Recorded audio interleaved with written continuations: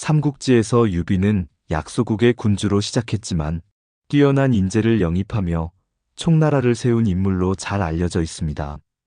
고난과 역경에 처해도 결국 새로운 도약을 이룰 수 있었던 비결은 바로 인재를 보는 눈과 그들을 등용하는 철학 덕분이었습니다. 유비는 단순히 능력 있는 사람을 영입하는 데 그치지 않고 그들과 관계를 맺고 신뢰를 쌓으며 최고의 역량을 발휘하게 만드는 리더였습니다. 오늘은 유비가 삼국지에서 보여준 인재 등용의 철학을 중심으로 현대에도 적용할 수 있는 리더십의 지혜를 이야기해 보겠습니다. 첫 번째, 진심으로 사람을 얻다. 삼고초려의 교훈. 유비가 제갈공명을 영입하기 위해 3번이나 그의 초가집을 방문한 이야기는 인재 등용의 상징적인 사례입니다. 공명은 당시 탁월한 지략가로 명성을 얻고 있었지만 은둔한 채 세상에 나오지 않고 있었습니다. 유비는 그를 영입하기 위해 먼 길을 3번이나 찾아가며 자신의 진심을 보여줬습니다. 유비는 제갈공명에게 이렇게 말했습니다. 나는 그대를 얻지 못하면 하늘의 뜻을 이루지 못할 것이다. 결국 제갈공명은 유비의 끈질긴 노력과 진심에 감동하며 그의 참모가 되어 촉한을 세우는데 결정적인 역할을 합니다. 이 일화는 단순히 능력 있는 사람을 스카우트하는 기술이 아니라 인재의 마음을 얻기 위해 진심으로 다가가는 리더십의 중요성을 강조합니다. 현대에서도 단순히 재능 있는 사람을 찾는 것에 그치지 않고 그들이 진정으로 함께할 수 있는 신뢰의 기반을 만들어야 합니다. 진심은 언제나 최고의 전략이 됩니다.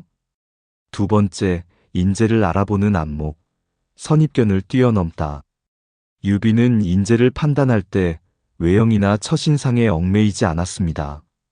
이는 방통을 영입한 사례에서 잘 드러납니다.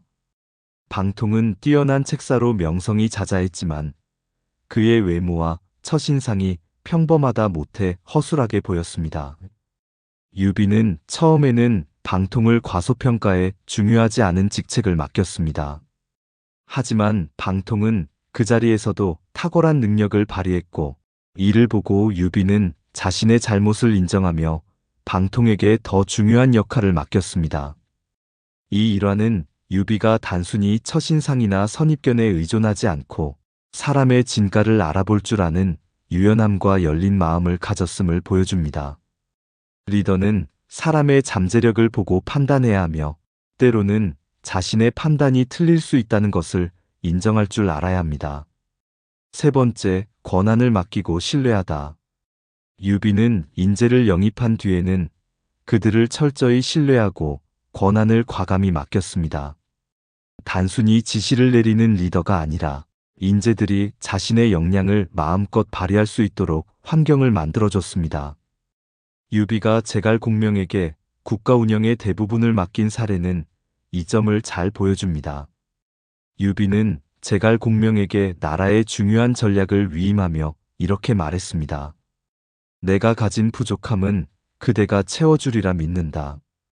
이 말은 리더가 모든 것을 통제하려 하지 않고 신뢰를 통해 함께 성과를 만들어가는 리더십의 전형을 보여줍니다. 유비는 단순히 권한을 넘기는 데 그치지 않고 자신이 진심으로 그들의 능력을 믿고 있음을 끊임없이 표현했습니다. 이러한 리더십은 현대에서도 큰 교훈을 줍니다. 팀원이 자신의 역할과 책임을 명확히 인식하고 신뢰받고 있다고 느낄 때 더 큰 동기부여와 성과를 이끌어낼 수 있습니다. 네 번째, 감정적 유대를 통해 의리를 맺다. 유비가 인재들과의 관계에서 특별했던 점은 단순한 주종 관계를 넘어 깊은 감정적 유대를 형성했다는 것입니다. 유비, 관우, 장비의 도원결의는 이런 관계의 상징입니다. 세 사람은 형제처럼 서로를 신뢰하고 존중하며 목숨을 걸고 함께 싸웠습니다. 이 관계는 단순히 개인적인 의리를 넘어 유비가 조직의 구성원들과 어떻게 신뢰를 쌓고 협력했는지를 보여줍니다.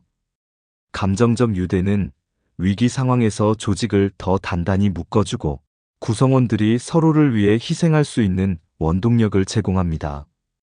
오늘날의 리더도 구성원들과 진심으로 소통하고 단순히 업무적 관계를 넘어서 서로의 신뢰를 기반으로 관계를 형성하는 것이 중요합니다. 다섯 번째, 겸손함과 배우려는 자세. 유비는 자신의 부족함을 솔직히 인정하며 인재들에게서 배우려는 자세를 잃지 않았습니다. 그는 자신이 한낱 농사꾼 출신에 불과하다고 자주 언급하며 주변에 뛰어난 인재들이 자신의 부족함을 채워주길 바랐습니다. 유비는 이렇게 말했습니다. 나는 지혜가 부족하니 여러분의 조언이 없다면 아무것도 할 수 없다. 이 말은 단순히 겸손한 표현이 아니라 유비가 실제로 인재들의 도움을 진심으로 받아들이고 그들의 능력을 존중했음을 보여줍니다. 리더가 자신이 모든 것을 알고 있다고 믿는 순간 조직은 정체되기 쉽습니다. 유비의 태도는 끊임없이 배우고 성장하려는 자세가 리더에게 얼마나 중요한지를 알려줍니다. 여섯 번째, 위기 속에서도 사람을 잃지 않는 리더십. 유비는 여러 차례 큰 위기를 맞았지만 그의 곁에는 언제나 충성스러운 인재들이 있었습니다. 유비가 손권과의 연합전투에서 대패해 생명의 위기에 처했을 때도 관우와 조은 같은 충직한 장수들이 끝까지 그를 지켰습니다. 이는 유비가 평소 사람들에게 얼마나 진심을 다했는지를 보여주는 사례입니다.